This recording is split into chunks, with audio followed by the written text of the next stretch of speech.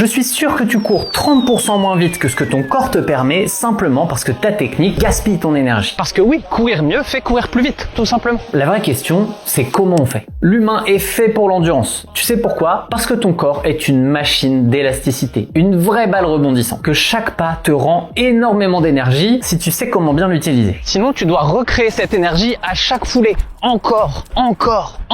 J'étais ce coureur, celui qui force, qui dépense trop d'énergie, qui rame pour avancer. Et la foulée que vous voyez aujourd'hui, elle est pas parfaite encore. Mais elle est beaucoup plus fluide, beaucoup plus économique qu'avant, elle va vers l'avant. La bonne nouvelle, c'est que si vous regardez ma technique de course il y a une dizaine d'années, elle était pire que celle de la majeure partie d'entre vous. J'avais une cadence très basse, autour de 150-155 pas par minute. Un rebond vers le haut au lieu d'aller vers l'avant, un affaissement de la hanche, une mobilité de hanche clairement qui était à chier, une utilisation des fessiers qui était inexistant. Ma progression des 10 dernières années, elle est quasi exclusivement sur l'économie de course. Il y a 10 ans, en 2014, je faisais un semi en 1h28, soit 14 km/h. Et là, mon record au marathon, donc 2 fois la distance, il est à 17 km/h, 2h33. Tout ça, ça se gagne par un corps qui est beaucoup plus économique, qui dépense beaucoup moins d'énergie pour relancer à chaque foulée. Évidemment, il n'y a pas que ça, mais la réalité, c'est que ma VMA a très peu bougé pendant ces 10 ans. Par contre, je suis capable de tenir des pourcentages beaucoup plus élevés de cette VMA, beaucoup plus longtemps. Et si vous restez avec moi dans les 10 prochaines minutes, je vais vous expliquer qu'est-ce que j'ai fait, comment j'ai amené mon corps à avoir une foulée plus économe. Mais avant d'entrer dans le vif du sujet, il faut qu'on revienne sur un point fondamental, l'esthétique de la foulée. Si vous regardez un coureur comme Kipchoge, vous vous dites « Waouh, c'est magnifique, j'aimerais tellement avoir cette foulée ». Et oui, c'est le meilleur du monde. Il a la foulée qui est sûrement la plus belle à regarder pour un marathonien. Mais attention, même si lui, évidemment, il a une foulée très économe, il n'y a pas besoin d'en discuter, l'esthétique ne rime pas forcément avec efficacité. En fait, il y a même eu une étude qui a été faite sur 121 entraîneurs de course. On leur a demandé de juger quels coureurs étaient les plus économes juste en les regardant. Et ces coachs, ils se sont quasiment tous trompés. En tout cas, statistiquement, le hasard était aussi bon que les coachs. Ce que ça nous dit, c'est qu'avoir une belle foulée ne rime pas forcément avec une foulée économe. Vous pouvez avoir une foulée qui donne l'impression d'être inefficace, mais si elle est adaptée à votre corps, à ses contraintes, à ses restrictions, ça peut être la foulée la plus efficace pour vous. Et si vous voulez, vous pouvez aller regarder certains coureurs élites, par exemple Yuki Kawauchi, qui a couru 100 marathons sous les 2h20 et une vingtaine sous les 2h10. Sa foulée, elle est pas si impressionnante que ça, hein. Bref, le but, c'est d'être plus performant, de dépenser moins d'énergie à chaque foulée et pas d'être le plus joli dans le miroir. Il y a quand même un point positif, c'est que mes mollets ont permis d'encaisser à peu près tout ça. Et aujourd'hui, il n'y a quasiment plus rien. C'est ça la bonne nouvelle pour vous. Et je vais vous expliquer tout ce que j'ai fait pour rendre mon corps plus économe. Vous allez voir, c'est pas très compliqué, vous pouvez le faire aussi. Et on attaque par un grand classique. Est-ce que vous avez une foulée médio-pied ou une attaque talon? Ça, c'est un faux ami. You lied to me!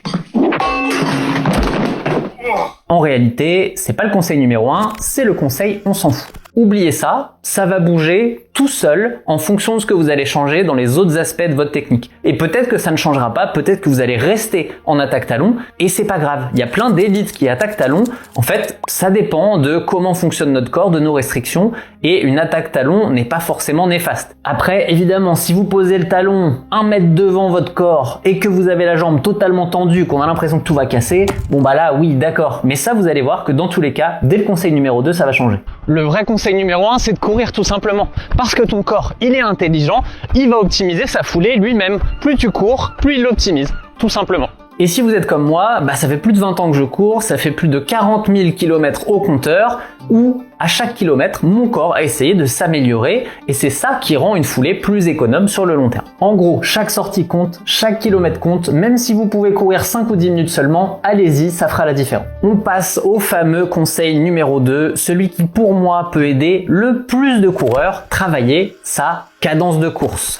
Je suis sûr que vous avez tous déjà entendu, il faut courir à 180 pas par minute. La réalité, elle est plus compliquée. 180, c'est une moyenne et la vraie réponse, c'est plutôt ça dépend. Vous pouvez très bien être à 165 pas par minute et que ça soit OK pour vous. Et pour certains, ça va plutôt être à 185 ou 190 l'optimal. Encore une fois, on est tous différents. Ce qu'on sait, c'est que en moyenne, Entre 170 et 190, on est dans la zone qui va correspondre au plus grand nombre. Et la meilleure manière de savoir quelle cadence est optimale pour nous, c'est de le tester. Vous prenez le métronome de votre téléphone ou vous allez sur votre application de musique et vous tapez métronome et vous allez pouvoir avoir différents battements qui vont vous permettre de caler votre foulée dessus. D'abord, commencez par aller voir sur votre montre quelle est votre cadence normale. Si elle est à 160, essayez de vous caler sur un 165 pour voir ce que ça donne. Si elle est déjà à 170 ou 175, vous pouvez essayer d'aller au-dessus, mais potentiellement vous êtes déjà dans une zone qui est safe. Moi, si je reviens dans le passé, j'étais à 155, 160 grand max et je me blessais beaucoup à l'époque. Donc deux critères qui font que je me suis dit on va augmenter la cadence. Aujourd'hui, elle est constamment entre 170 et 190. Ça dépend évidemment de la vitesse. Donc si je vais courir par exemple avec le groupe Campus à 6,30, elle va être un peu en dessous des 170 et c'est pas très grave. Si je fais un marathon, je vais être autour de 182, 183, potentiellement 190 sur un 5 km et mes footings, ils sont tous autour de 172 à 177. Bref, il y a une plage assez variée de cadence. Et là, je vous vois venir, vous allez me dire, toi, tu cours vite, c'est facile. Vous allez voir que c'est pas forcément lié. Ce qui fait que je cours plus vite, c'est avant tout plus de force, plus d'énergie envoyée dans le sol à chaque foulée. Et ça donne des foulées plus longues. Mais la cadence, elle devrait être assez similaire pour tout le monde. La preuve, il y a des athlètes élites comme Bekele, 1m65 je crois, qui avait une cadence, un petit peu plus élevée que quelqu'un qui va faire 1m90, mais on est toujours dans les mêmes eaux, entre 170, 190. En compétition, ils vont un peu au-dessus, mais grosso modo, ça reste dans la même fourchette pour tout le monde. Et si tu veux faire un pas de plus vers la cadence optimale, abonne-toi, on va en reparler. Allez, assez parlé de cadence, on passe au conseil numéro 3, la mobilité. Et oui, je vais encore faire mon relou avec ma mobilité. Parce que c'est une base qui permet de bien bouger son corps et donc d'avoir une meilleure technique. Et ça, je le vois tous les jours en courant. Des tas de coureurs sont vraiment totalement bloqués au niveau des hanches. On voit que c'est raide, ça ne bouge pas de ce côté-là, alors qu'on a de la capacité à étendre, avoir une flexion-extension de la hanche qui va nous propulser vers l'avant. Alors ne me faites pas dire ce que j'ai pas dit, si vous êtes en footing, c'est pas là où vous allez avoir une énorme extension de hanche, mais quand même, il faut réussir à travailler ça, on va pouvoir le développer avec les bons exercices de mobilité. Là, j'ai juste parlé de la hanche, mais il y a plein d'autres aspects, notamment au niveau de la cheville par exemple, qu'on peut aller travailler pour avoir une meilleure technique, parce qu'on va se donner plus d'amplitude, plus de capacité à plier à des endroits où on n'a pas l'habitude de le faire, et c'est ça qui va nous permettre de mieux courir en bout de ligne. Ma quatrième méthode pour avoir une meilleure technique de course, c'est le renforcement. Oui, encore un truc chiant, mais vous allez voir qu'après, j'en ai 3 autres qui vont vraiment être ce que vous êtes venu chercher dans cette vidéo. Mais la réalité, c'est que je peux pas vous cacher que le renfort, c'est un des meilleurs amis de la technique de course. Le truc, c'est qu'on ne peut pas avoir une bonne foulée, une bonne technique, si on n'est pas solide dans son corps. On doit être solide pour bien encaisser les appuis et solide pour repartir fort à chaque foulée. Et ça, c'est pas compliqué, ça se travaille avec les bons exercices de renforcement, tout simplement. Et ne prenez pas peur, les exercices de renfort, vous pouvez les faire à la maison ou à la salle, tout ça c'est dans votre plan campus. 5e conseil et non des moindres, votre centre de gravité doit aller vers l'avant. Vous devez pas courir en arrière sur les talons, d'ailleurs vous voyez là je suis en train de tomber en arrière, c'est l'inverse. Votre corps est fait pour basculer vers l'avant, donc vous devez être penché légèrement en avant et avoir cette impression que vous tombez constamment et qu'en fait ça déroule tout seul. Je sais, dit comme ça, c'est pas simple, mais c'est ce à quoi vous devez tendre au fur et à mesure. Et concrètement, c'est un exercice que vous pourriez faire là, maintenant, chez vous, alors plutôt dehors en running, mais vous mettez comme ça, vous laissez pencher en avant et bam, votre corps à un moment va partir tout seul. Et la course à pied, c'est ça. Vous êtes là, vous vous laissez tomber et hop, de pas en pas, et vous continuez de faire ça. C'est très très léger, mais c'est comme ça que vous allez entraîner votre corps à aller vers l'avant et pas à sauter vers le haut à chaque foulée. Ça, évidemment, ça prend la mobilité pour une bonne extension de hanche, ça prend le renforcement pour être bien gainé et bien capable d'avancer, mais c'est un tout à la fin. Et ça m'amène à mon 6e conseil, le regard, parce que vous allez exactement là où vous regardez.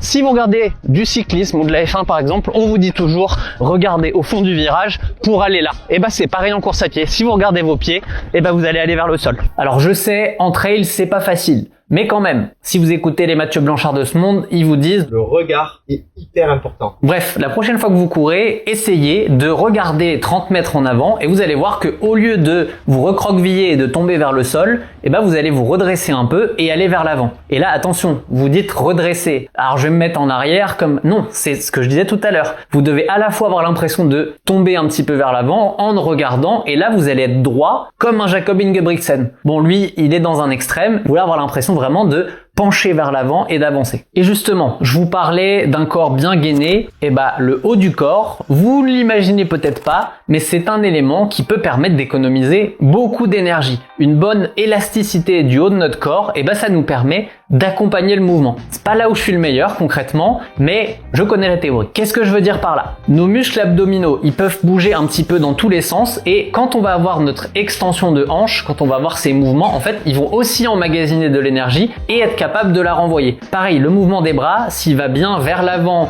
et qu'on est relâché et qu'on n'est pas en train de partir à droite, à gauche, ça va permettre d'accompagner le mouvement et de conserver un petit peu plus de notre énergie. C'est pour ça que le gainage abdominal, dorsal va vous permettre d'être plus solide sur l'appui, de moins vous affaisser et donc de mieux économiser votre énergie. Et après, on fait des exercices d'activation des fessiers tout simplement. Avant d'aller courir, j'essaye toujours de faire quelques pompes fessiers pour bien me rappeler comment on contracte ces petits machins-là. Pourquoi c'est un muscle important? Parce que c'est un des muscles les plus forts du corps, et si on ne l'utilise pas, s'il est inhibé, c'est bien dommage. Et moi je sais que ça me pose des problèmes. Si je prends mon dernier marathon, j'ai eu des crampes aux ischios et aux mollets. Et par contre, les fessiers, qu'est-ce qu'ils ont eu? Rien du tout, même pas une courbature. Et c'est bien dommage parce que les fessiers, ils font partie de cette chaîne postérieure, et normalement, si je les utilisais suffisamment, ça enlèverait de la charge sur mes ischios et mes mollets, et eux pourraient encaisser un petit peu plus. Donc j'aimerais bien que la prochaine fois que je fais une course longue distance, je sois capable de mieux activer mes fessiers et ainsi d'économiser mon énergie dans les autres muscles. Et comment on travaille ça? Déjà, on travaille sa mobilité de hanche, une bonne extension, ça se fait en activant les fessiers, et après, on fait des exercices d'activation des fessiers justement, des ponts fessiers au sol, on peut aller faire du hip thrust en renforcement à la salle, bref, il y a plein de moyens de travailler tout ça. Le but c'est vraiment de reprogrammer notre cerveau, de lui montrer comment on active ses fessiers et surtout de lui dire hey, active-les tout le temps. Et ça, je peux vous dire que ça prend du temps parce que quand on a l'habitude de courir d'une manière, il faut y penser constamment si on veut essayer de changer ça. Et quand on court depuis 20 ans, c'est une belle galère de changer. Allez, je finis par mon point d'amélioration majeur, celui que je suis en train de travailler en ce moment même, et je sais que vous êtes beaucoup à en avoir besoin aussi. C'est un des plus compliqués pour les coureurs. Changer les automatismes du corps, c'est super compliqué, donc il faut une patience extrême. Pourquoi je vous dis ça? Parce qu'en fait, tout est programmé dans notre cerveau. Lui, il a une manière de courir. Si on veut le faire changer, si on veut faire bouger certaines choses, il va falloir d'abord le conscientiser, le répéter, et un jour, ça va rentrer de manière automatique dans notre cerveau. C'est ce que j'ai fait par exemple avec ma cadence de course pour lui faire plus 15 pas par minute. Ça m'a pris entre 6 mois et 1 an. Mais à la fin, c'est devenu une habitude. La bonne nouvelle, si vous courez depuis seulement 6 mois, 1 an, quelques années, c'est que ces habitudes, elles sont plus facilement modifiables que si vous courez depuis 10, 15 ou 20 ans. Et si vous voulez comprendre comment on change une habitude motrice, je vous remets cette vidéo où je vous expliquais les 3 étapes qui le permettent. Dans tous les cas, ne cherchez pas à tout modifier en même temps, c'est pas possible, votre cerveau n'arrivera pas à gérer et en plus potentiellement vous allez faire n'importe quoi. Donc changez un petit truc à la fois, ne soyez pas pressé, vous allez voir, sur le long terme, vous allez gagner.